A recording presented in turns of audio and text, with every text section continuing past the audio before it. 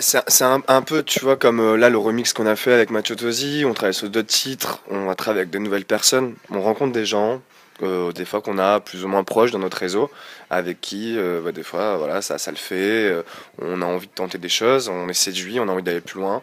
C'est vraiment, voilà, nous on croit beaucoup à l'humain et aux échanges et aux rencontres. Donc après, si en plus tu parlais de voyage, on arrive à se déplacer et à rencontrer des gens sur place, à pouvoir ressortir du son derrière ça, nous on est ravis, hein. Là on a de la chance de partir en Nouvelle-Calédonie dans une semaine.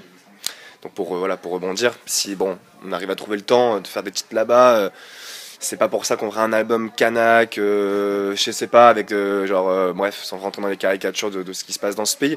On peut aussi, je pense, c'est pour donner le contre-exemple aussi, pour moi, hein, on peut aussi aller loin et faire des choses totalement différentes aussi dans ce pays-là où on peut, je sais pas, faire de l'électro en Mongolie, tu vois. Ben, on n'est pas obligé de faire de la musique traditionnelle.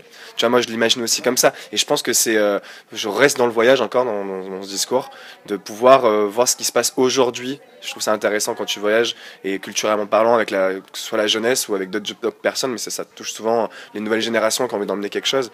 C'est souvent bluffant et c'est un truc voilà, qu'on aimerait aussi réaliser. Je trouve que c'est une force, hein, en fait. Ça vous fait une énorme base, je trouve, et vous êtes peut-être plus confiant de vous dire on ne sait pas ce qui va se passer le lendemain, on va voir en arrivant sur place. Ouais, carrément. On est totalement indépendant, tu vois.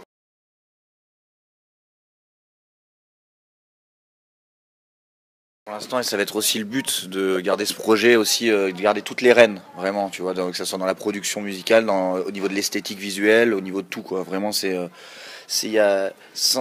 hyper improvisé et au feeling, mais en même temps, c'est très structuré aussi autour, par rapport à nos projections.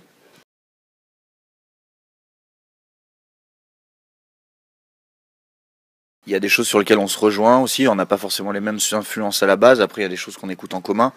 Je pense que là où on se rejoint, c'est aussi quand on joue de la musique tous les deux, avec nos guitares folk, avec le slide, avec toutes ces choses-là.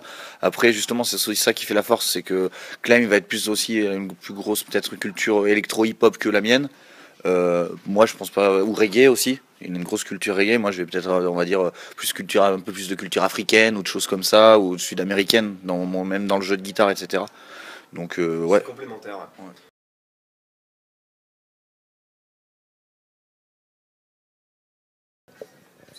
Ouais, c'est un peu tôt. En fait, on n'arrête pas de composer aussi. On a des nouveaux titres, on a des trucs qu'on veut remettre à jour, on a des morceaux qu'on a envie de réarranger. Donc, on va voir un peu la manière dont on va sortir tout ça et quel titre on avance en premier avant un autre.